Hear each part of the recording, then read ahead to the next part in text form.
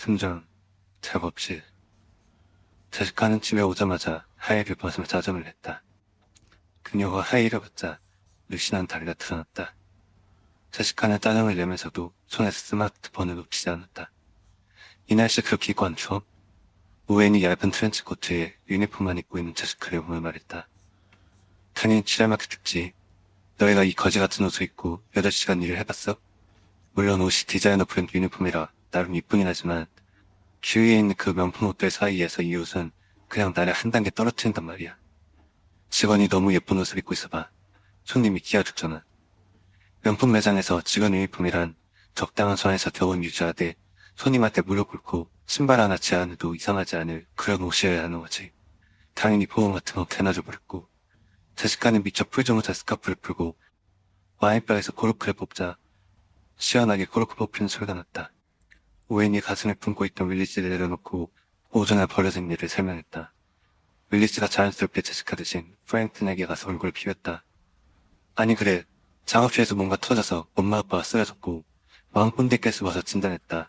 근데 알고 보니 왕분대께서는 그 사업에 관여가 돼 있었다는 거네. 웃겨 진짜. 안주 우리만 바보된 기분이야.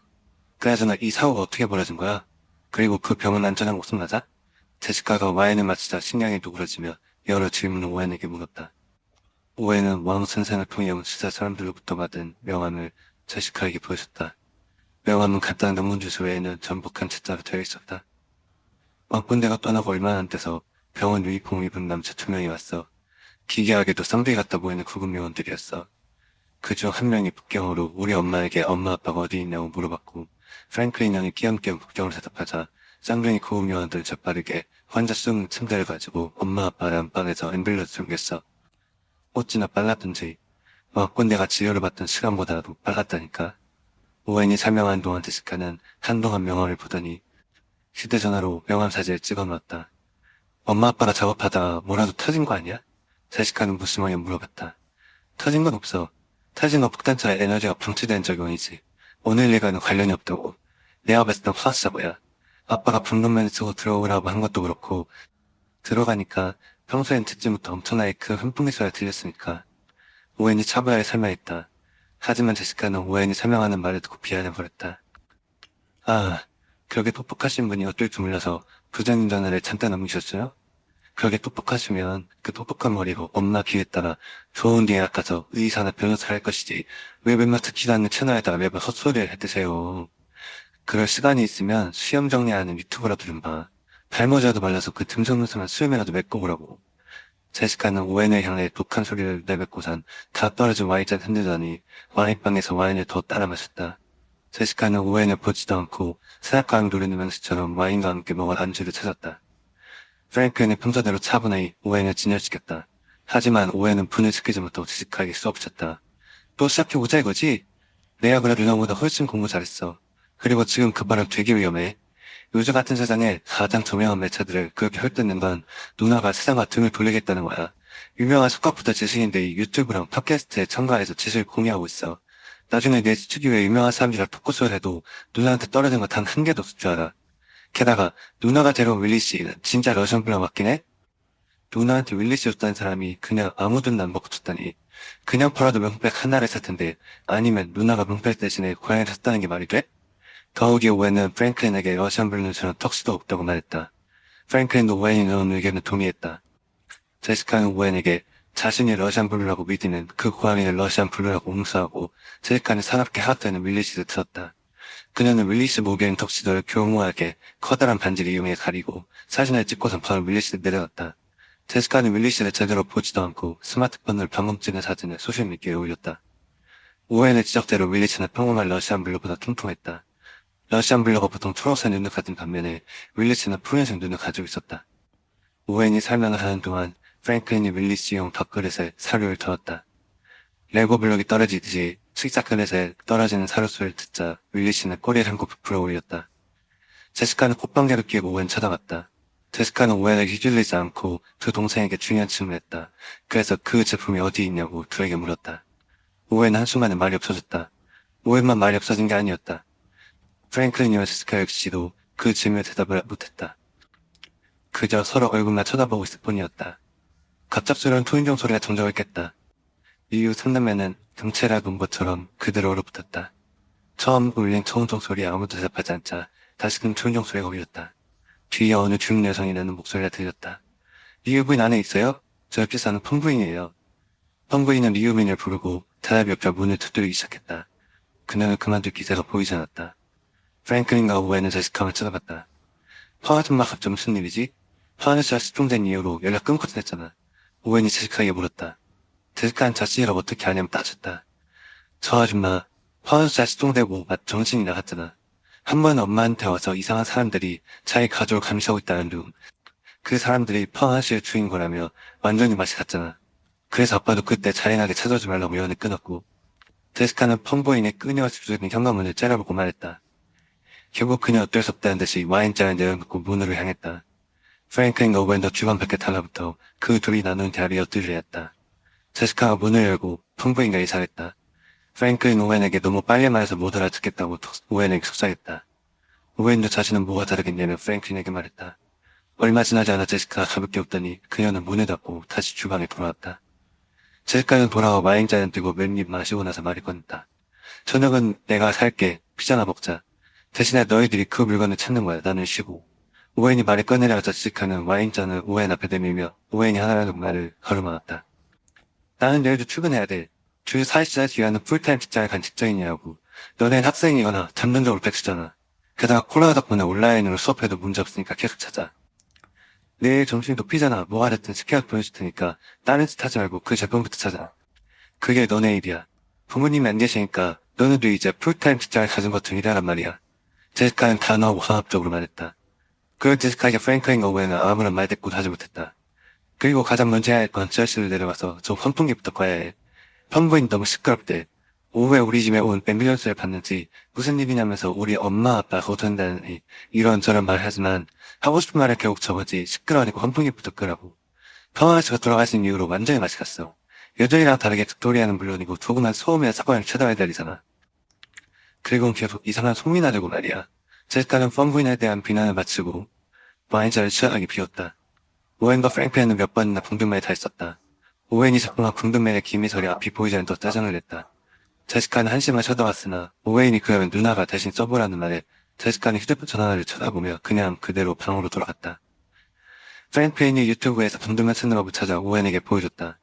어제는 한시가 급해서 예전에 아버지가 알려준 방법을 대충 기억해내서 궁금했었지만 그런 위협을 두번 감수하고 싶진 않아. 오웬이 동영상을 보며 말했다. 동영상에서 알려준 대로 둘은 뒤통수에 있는 머리끈을 제대로 잡아당겨 얼굴에 붕둥만 전면부 고무를 완전히 밀착시켰다. 프랭클린이 먼저 오웬이 쓴 붕둥의 머리끈을 조절해줬다. 오웬이 전화통에 손을 대고 숨을 들이쉬었다. 병든맨에 있는 유일한 호흡통로인 전화통이 막히자 병든맨 안에 있는 공기가 폐로 들어왔다. 병든맨 내부 공기가 사라지자 전면부를 구성하는 고무가 끈적한 타르처럼 얼굴에 달라붙었다. 오웬은 병든맨 안으로 들어오는 공간이 전화통밖에 없다는 사실을 확인하자 엄지손가락을 치켜들었다. 오웬이 도와주기도 전에 프랭클린 혼자서 병든맨을 철거했다. 지하실 입구는 계단 및 작은 다용도시 창고처럼 보이는 곳에 숨겨져 있었다. 우리가 이곳을 해리포터에 나온 그 계단 및 침실처럼 보여서 자주 들여나가거리니까 엄마 아빠 이곳에 오지 말라고 진짜 무섭게 생겼잖아. 오웬이 과거 이야기를 하며 먼저 지하로 들어갔다. 그는 전등 스위치 모두를 켰다. 오웬이 상반에 있는 일부 심표 모양을 한 무쇠 손잡이를 들어 바닥에 닿는 구멍 2개에 끼워 넣었다. 오웬이 무쇠 손잡이를 힘껏 들어올리자 마루처럼 보였던 나무바닥이 정사 하층토를 들어올려졌다. 밀린 공간 아래로 숨겨져 있던 지하실로 들어간 입구가 나왔다. 문이 열려서 뜨거운 온기가 불쾌할 만큼 밀려나와 형제를 맞이했다. 전등 스위치 2개를 모두 킨 덕분에 내려간 지하실을 밝았다. 오웬은 지워심이 먼저 내려가며 수신호를 보냈다. 오웬, 덤덤한수도 말할 수 있어. 틀린다고. 피아노 페달을 밟은 듯한 먹먹한 프랭클린 목소리가 둥둥맨 밖으로 나왔다. 형, 어렸을 때 엄마 아빠가 이 지하실에서 우리 3남매 모두 데려와서 이 장소에 대해 말하지 말라 했던 거 기억나? 오웬이 계단에 터벅터벅 내려오며 그가 어린 시절 겪었던 일화를 소개했다. 프랭클린 역시 물론 알고 있다고 답했다. 초등학교 때 와서 첫 담임선생님이 내렸다고 우리에게 물었어. 주택 사는 사람 손 들어보라고. 그리고선 날씨 지하실에 있는 친구들 손 들어보라고 했지. 오웬이 하는 말을 듣고 프랭클린이 답했다. 설마. 맞아. 난 아무 생각 없이 손을 들었어. 근데 레학 선생님이 리치몬드 주택은 바다를 땅으로 메운 땅이기 때문에 홍수나 쓰나미에 쉽게 노출된다는 거야. 그래서 리치몬드 주택에서 지하실을 불법이라고 알려줬어. 덤으로 내 영어가 미숙해서 그럴 수 있다며 다른 친구들에게 내가 영어를 실수하더라도 놀리지 말고 도와달라고 말해놓고선 방과 후 영어점을 보냈다니까. 오웬이 어렸을 적 겪은 이야기를 듣고 프랭크는 느꼈었다. 내가 아무리 캐나다에 태어났다고 해도 믿질 않더라. 오웬이 뒤로 돌아보고선 프랭크에게 흥변했다. 아마 우리 세대들은 그런 경우 흔할걸? 나 같은 애 중국음식 난다고 도시락 밖에서 먹으라 한 선생님도 있었어. 프랭크니 자기 일화를 소개하자 오웬은 학을 떼며 지금 같아서 상상도 못하리라고 말했다. 그렇지. 아마 아시안들만 공유하는 그런 기억일 거야. 프랭클린과 오웬이 어렸을 적 기억을 공유하며 지하실로 내려왔다. 두 형제는 지하실을 둘러봤다. 프랭클린은 감탄하며 오웬에게 물었다. 우리가 여기 온 지 10년도 더 전 아니야? 근데 이렇게 똑같을 수 있어? 오웬은 이미 한 번 와서인지 프랭클린만큼 놀라지 않았다. 시간이 멈춘 것 같지? 스테인리스를 만들어진 이론식 선반들이며 중앙 작업대도 그대로야. 그때 스테인리스 작업대는 오물한 적 없어서 차갑다 못해 일기하게 느껴졌는데 아직도 그래. 오웬이 스테인리스 작업대의 모서리에 손을 대고 가볍게 모서리 끝으로 손가락을 날렸다. 오웬은 기억 속 아버지가 알려준 선반이 있는 검사기를 정확히 찾아내서 작동시켰다. 오웬, 여기 타일 조련도 봐. 이게 10년 동안 하얗게 있을 수가 있는 거야? 내가 과학을 제대로 안 배웠나? 프랭크는 어느 타일에 티가 있지 않을까 곰곰이 타일 자리를 찾아봤다. 형, 검사기 결과를 기다리는 동안 환풍기 스위치를 찾아보자. 오웬은 프랭클린이 어린아이같이 반응을 보이자 그를 보고 오심에서 대답했다. 프랭클린이 작업실을 보고 감탄하는 사이 오웬이 파란 PVC 드럼통 근처에 있는 스위치를 찾아냈다. 오웬이 환풍기를 껐지만 프랭클린이 계속해서 귀에서 소리가 들린다고 호소했다. 나도 뭔가 계속해서 들리는데. 오웬이 빛과 살진 중앙 작업대 모습을 보다 소리를 지르며 정강이를 감싸 안았다. 프랭클린은 황급히 오웬에게 갔다. 오웬이 신용지를 내며 정강이를 찌은 물건을 발로 밀어냈다. 오웬이 한 발길질에 난방기구가 벽으로 내동댕이 쳐졌다. 난방기구 전원이 콘센트에서 뽑히자 전막이 프랭클린과 오웬의 귀에 찾아왔다. 이게 왜 여기 있는 거야? 오웬이 책임 소재를 돌릴 곳을 찾으며 입을 열었다. 그러니까 이게 왜 여기 있는 거지? 엄마가 난방기구를 작업실에 놓는 걸 허락했을 리가 없는데. 프랭클린은 오웬이 걷어차버린 난방기구 앞에 달아서며 말했다. 프랭클린은 난방기구를 이리저리 둘러봤다. 오래된 난방기구였다. 공대를 되어서 날리는 컨벡션 방식이 아니라 전면부에 코일을 달아올라 열을 내보내는 방식이었다. 코일을 대고 열을 앞으로 내보내는 전면부가 완전히 건대인으로 대립했다. 추웠잖아. 이번 한파가 30년 만에 최저 기온을 기록했더나 뭐라나. 그래서 작년하고 올해에는 눈도 많이 왔잖아. 어렸을 땐 눈 한 번 오면 쌓이지도 않은 눈을 끓여다가 눈사람을 만들었는데 이제는 차고 넘쳐 동심도 다 사라진 지 오랜데 말이야. 슬프다. 엄마 아빠는 나이가 들었단 말이잖아. 10여년 넘게 조심해서 곡한을 만들었는데 이 추위를 못 이겨서 난방기를 켜시다 사고가 나다니. 오해는 정강이를 쥐어잡고선 자리에서 일어나 작업대 위에 넘어진 비커를 보고 말했다. 프랭크는 사고원을 찾았으니 빠르게 코카인 인형을 찾아보자고 말했다. 두 형제는 양쪽 벽면을 선반으로 향했다. 선반에는 각종 화학약품이 정리되어 있었다. 종류별로 이름에 따라 선반에 이름표가 붙어 있었다. 프랭크는 이름표를 보고 오웬에게 이런 정리병은 엄마가 한 작업이 분명하다고 확신했차 말했다. 오웬도 엄마가 가진 편집장에 갖고 온 정리병은 타의 추정을 불허한다고 자주적으로 썼다. 냉장고에 있는 보관 용기도 봐봐. 작은 라벨링 테이프로 무엇이 들었는지 다 적어놨잖아. 스테인리스 선반과 지독하리만큼 깔끔한 귤렌즈도 마찬가지야. 프랭크는 선반에 올려져 있는 화학약품들을 들여다보며 말했다. 때마침 검사기에서 경보음이 울리며 화면이 초록빛으로 깜빡했다. 프랭크인과 오웬은 서로 동의를 구하지도 않았지만 서로 고개를 끄덕이고 방금면을 벗었다. 쓸데는 몰랐던 습한 공기가 방금면 밖으로 빠져나가자 건조한 공기가 수분을 빼앗아왔다. 형, 없는 것 같아 나가자. 오웬은 이미 계단에 한쪽 다리 올려놓고 말했다. 프랭크는 고개를 끄덕였다. 프랭크는 카보의 난방기구를 집어두고 오웬 따라 계단을 올라갔다. 프랭크인과 오웬이 전등 스위치를 끄고 작업실 문을 닫았다.